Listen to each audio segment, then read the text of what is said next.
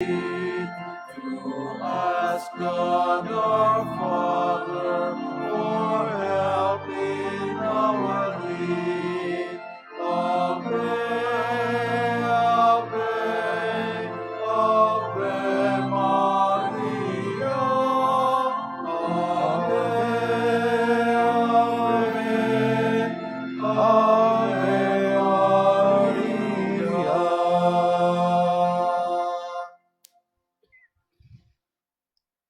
In the name of the Father, and of the Son, and of the Holy Spirit. Amen. The Lord be with you. And with your spirit. My dear brothers and sisters, we celebrate today the feast of the Our Lady of Guadalupe.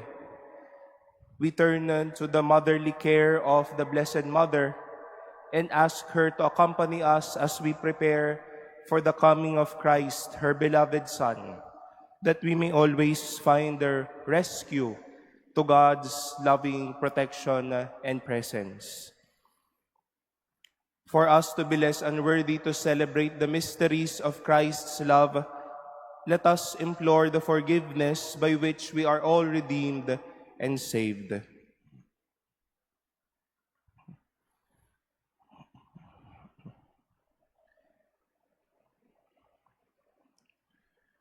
You were sent to heal the contrite of heart. Lord, have mercy. Lord, have mercy. You came to call us sinners. Christ, have mercy. Christ, have mercy. You are seated at the right hand of the Father to intercede for us. Lord, have mercy. Lord, have mercy. May Almighty God have mercy on us, forgive us our sins, and bring us to everlasting life. Amen. Let us pray.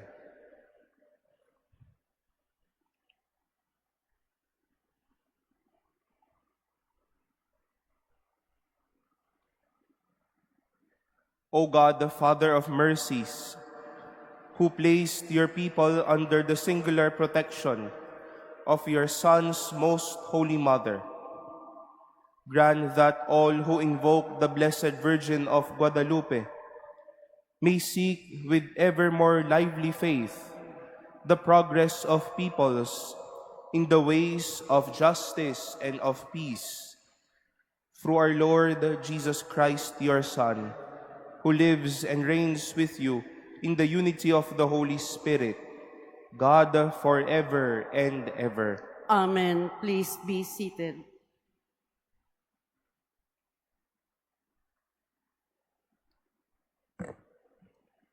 A reading from the book of the prophet Zechariah. Sing and rejoice, O daughter Zion. See, I am coming to dwell among you, says the Lord. Many nations shall join themselves to the Lord on that day, and they shall be his people, and he will dwell among you. And you shall know that the Lord of hosts has sent me to you. The Lord will possess Judah as his portion in the Holy Land, and he will again choose Jerusalem. Silence all mankind in the presence of the Lord, for he stirs forth from his holy dwelling. The word of the Lord. Thanks be to God. You are the highest honor of our race. You are the highest honor of our race. Blessed are you, daughter by the Most High God, above all the women on earth, and blessed be the Lord God, the Creator of heaven and earth. You are the highest honor of our race. Your deed of hope will never be forgotten by those who tell of the might of God. You are the highest honor of our race. Please stand.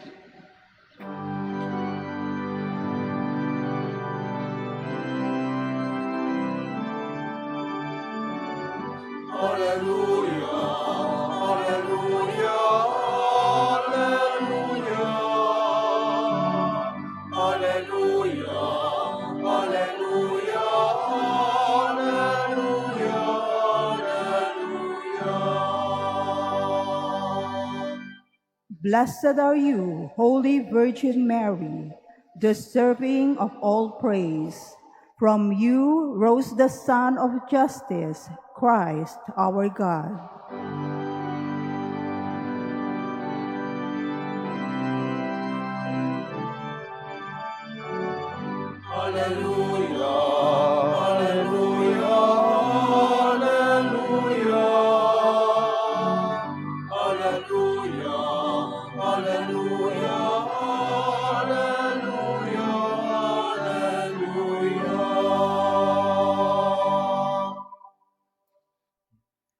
The Lord be with you. And with your spirit. A reading from the Holy Gospel according to Luke. Glory to you, O Lord. Mary set out and traveled to the hill country in haste, to a town of Judah, where she entered the house of Zechariah and greeted Elizabeth.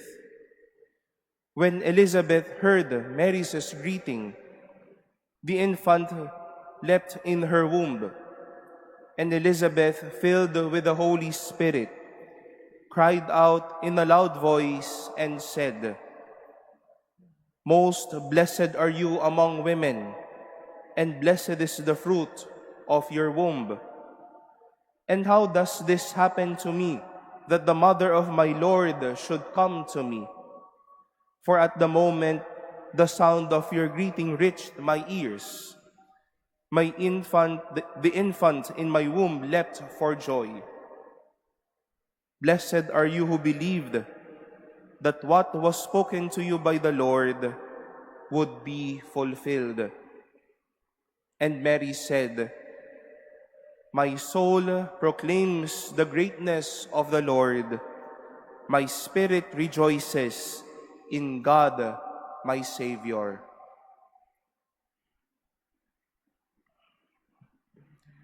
The Gospel of the Lord. Praise to you, Lord Jesus Christ. Please be seated. I do believe that mothers would have their own strong side as well. Mothers would not only be there to give us comfort and consolation, most especially to all of us, their children, but more than those, mothers can be so strong and firm. Kaya ng mga ina ang maging matapang, ang maging malakas, lalo na kapag kinakailangan ng mga anak nila. I hope those statements mothers would approve, lalo na po sa mga nanonood o sa mga nagsisimba sa atin ngayon. I can be wrong, but I do believe you have your own strong side as well. I remember my own mother when news about us being treated badly at school, either by the administration or by our classmates, hindi yan makakapigil mag-report o magsabi sa mga class advisors naming magkapatid na kami ay inaway ng kaklase namin o kami ay napagsalitaan ng masama. We've heard the readings about visitations today. We've heard how God has been willing to visit His daughter Zion during their time of trouble and their distress. And on the one hand, here is the Blessed Virgin Mary, pregnant in her very young age, went the extra mile to visit her cousin Elizabeth. May pagdalaw silang ginawa dahil may pangangailangan. The Lord visited Zion. The Lord, Mary, visited Elizabeth as a sign of comfort and their strength. God revealing His very strong side. Not only a God who is comforting and consoling, but a God ready to show His strong side for us. We celebrate today one very famous titles, or shall we say apparitions of the Blessed Virgin Mary, Our Lady of Guadalupe. When the Blessed Mother appeared to Juan Diego, she appeared to her not only as a mark that this is a new apparition for the church, but Mary came to Juan Diego. She came to the life of this man as a sign of help, as a sign that mothers once more would bear their strong side. Sino ba si Juan Diego? Noong mga panahon na yon, hindi naman kinikilala ang mga taong katulad ni Juan Diego. He may be one of those outcasts, those less prioritized, less learned, shall we say. Minamaliit si Juan Diego noon. Hindi na siya pinaniniwalaan, kaya sumaklolo si Maria para palakasin siya at maging masaya ang buhay niya. We hold on to this consolation, my dear brothers and sisters. The Lord will be willing to take the extra mile to be with us. The Lord will be on the go to help us. The Lord will be on the rescue. The Lord will be able and will always show His strong side to help us.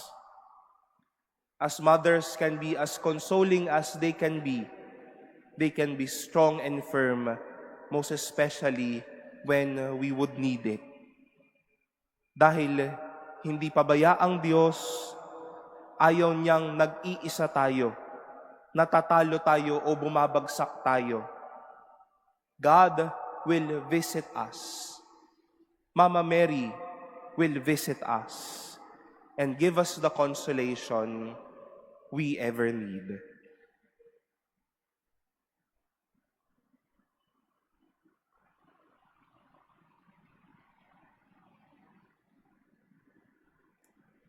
Please stand.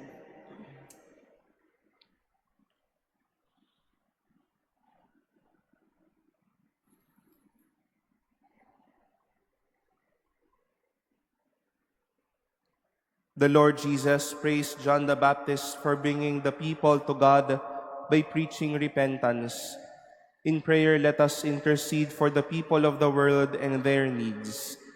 For every prayer we shall say, Lord, hear our prayer. Lord, hear our prayer. That the leaders of the church may continue to call people to turn away from sinful ways, let us pray to the Lord. Lord, Lord, hear our prayer. That men and women who are entrusted with authority may make justice flourish in our time, let us pray to the Lord. Lord, hear our prayer.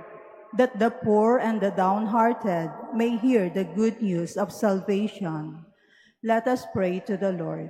Lord, Lord, hear hear our our prayer. prayer.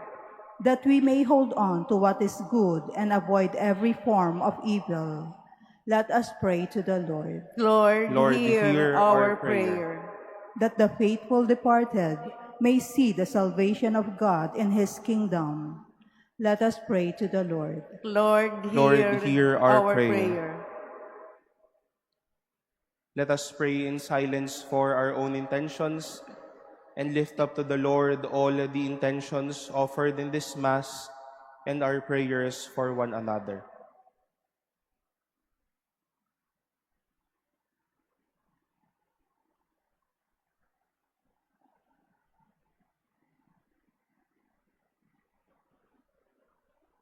Let us pray to the Lord. Lord, hear our prayer. Lord God, you put down the mighty and raise up the humble. Aided by the prayers of the Blessed Virgin Mary, we entrust our hopes to you, through Christ our Lord. Amen. Please be seated.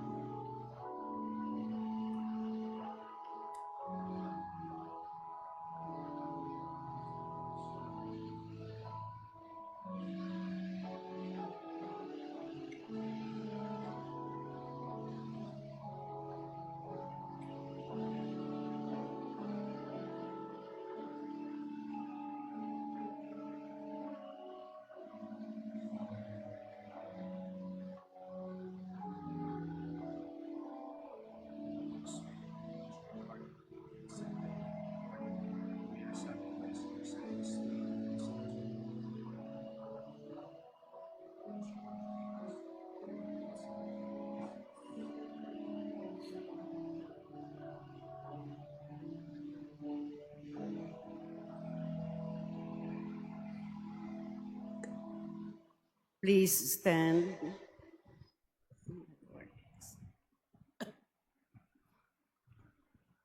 Pray, brothers and sisters, that my sacrifice and yours may be acceptable to God, the Almighty Father. May the Lord accept the sacrifice at your hands for the praise and glory of his name, for our good and the good of all his holy church.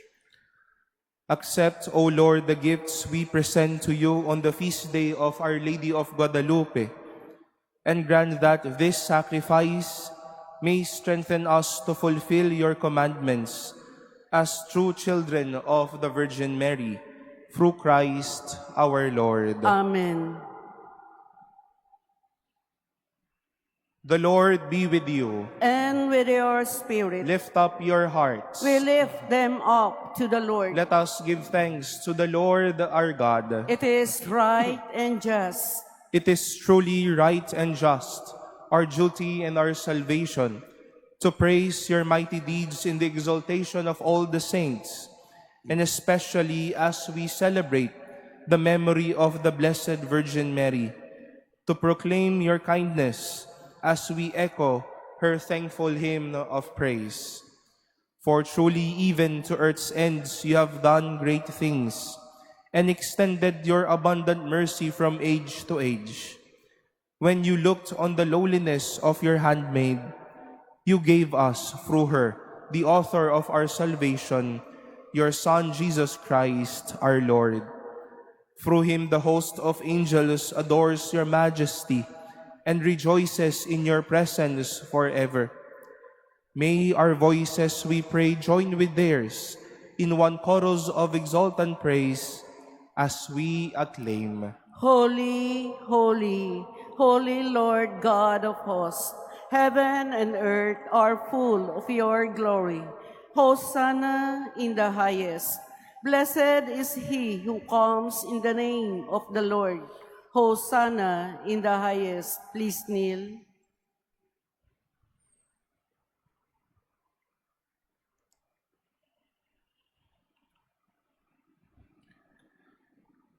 You are indeed holy, O Lord, the fount of all holiness.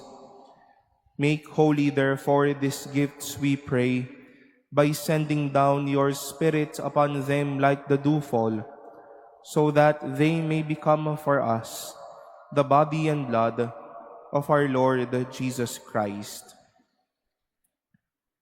At the time he was betrayed and entered willingly into his passion, he took bread, and giving thanks, broke it, and gave it to his disciples, saying, "Take this, all of you, and eat of it. For this is my body, which will be given up for you.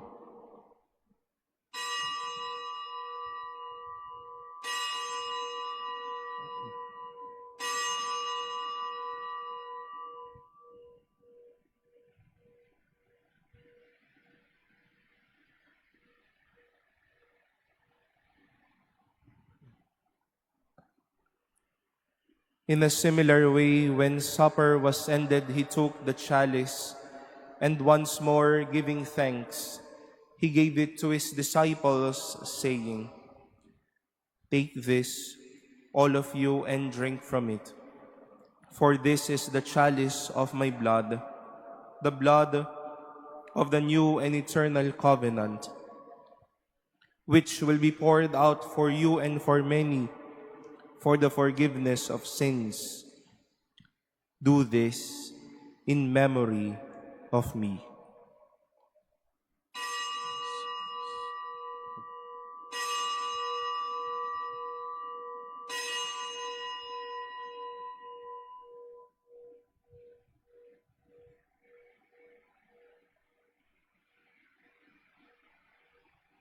Please stand. The mystery of faith. When we eat this bread and drink this cup, we proclaim your death, O Lord, until you come again.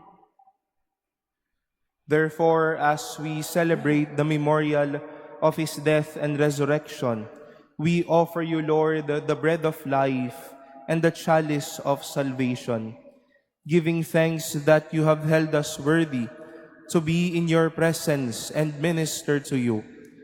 Humbly we pray that partaking of the body and blood of Christ, we may be gathered into one by the Holy Spirit. Remember, Lord, your church spread throughout the world and bring her to the fullness of charity, together with Francis our Pope and Jose our Bishop and all the clergy. Remember also our brothers and sisters who have fallen asleep in the hope of the resurrection, and all who have died in your mercy. Welcome them into the light of your face. Have mercy on us all, we pray, that with the Blessed Virgin Mary, Mother of God, with Blessed Joseph, her spouse, with the blessed apostles, with Saint Juan Diego and all the saints who have pleased you throughout the ages, we may merit to be co-heirs to eternal life, and may praise and glorify you through your Son, Jesus Christ.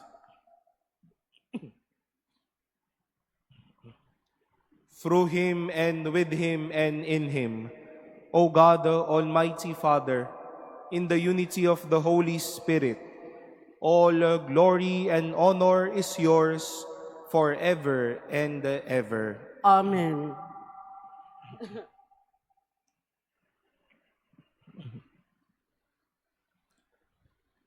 Coming together as God's family with confidence, we call as Christ taught us. Our Father, Who art in heaven, hallowed be thy name. Thy kingdom come. Thy will be done on earth as it is in heaven. Give us this day our daily bread, and forgive us our trespasses, as we forgive those who trespass against us. And lead us not into temptation, but deliver us from evil. Deliver us, Lord, we pray, from every evil. Graciously grant peace in our days, that by the help of your mercy, we may be always free from sin and safe from all distress, as we await the blessed hope and the coming of our Savior, Jesus Christ. For the kingdom, the power, and the glory are yours, now and forever.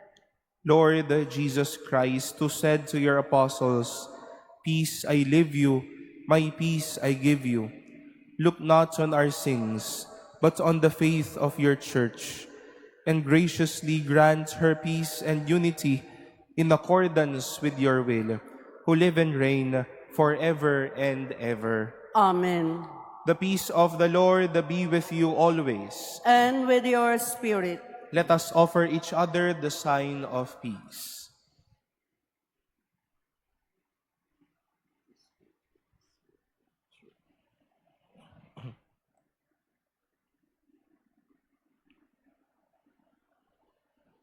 Lamb of God, you take away the sins of the world. Have mercy on us. Lamb of God, you take away the sins of the world. Have mercy on us. Lamb of God, you take away the sins of the world. Grant us peace. Please kneel.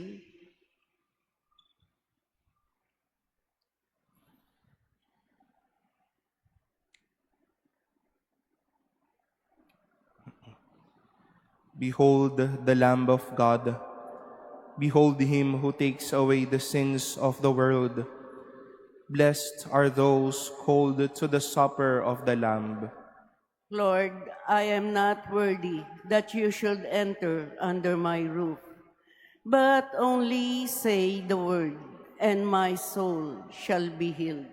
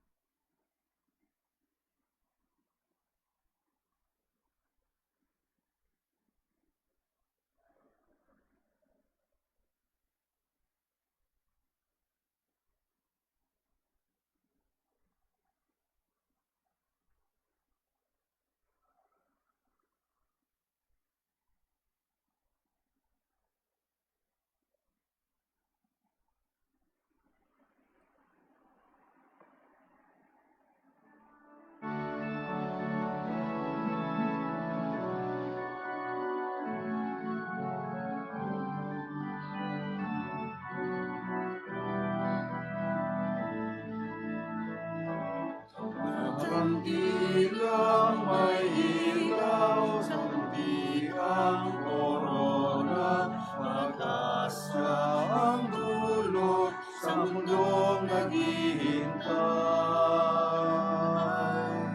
Sa pagpawi ng kalimang kasalanay nugasan, ang panghoy ang dulot, siyang saya ng Kapaskuhan. Ang kalay sisinang tatapos sa puso, ituturo ang yaman, higit sa naman. Halinang Mesiyas, lahat sa puso, ikaw ang tanging yaman, hindi mapapagpapayan. Mga kandila may ilaw sa luntiang korona, pag-asa ang dulot sa mundong naghihintay. Sa pagpawi ng kadiliman, kasalanay naugasan, bagong buhay ang dulot, siyang saya ng Kapaskuhan.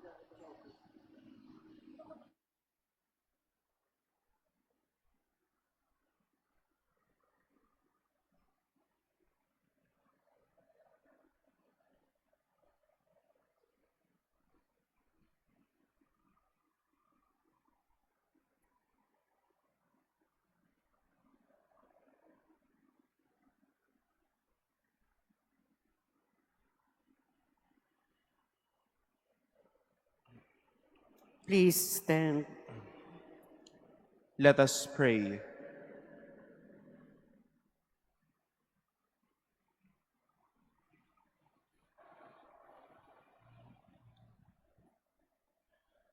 Lord God, may the body and blood of your Son, which we receive in this sacrament, reconcile always in your love.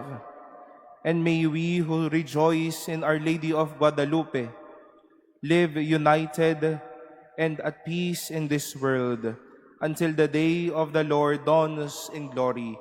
Through Christ our Lord. Amen. The Lord be with you. And with your spirit. And may Almighty God bless you, the Father, and the Son, and the Holy Spirit. Amen. Our celebration has been offered. Go forth in the peace and love of Christ. Thanks be to God.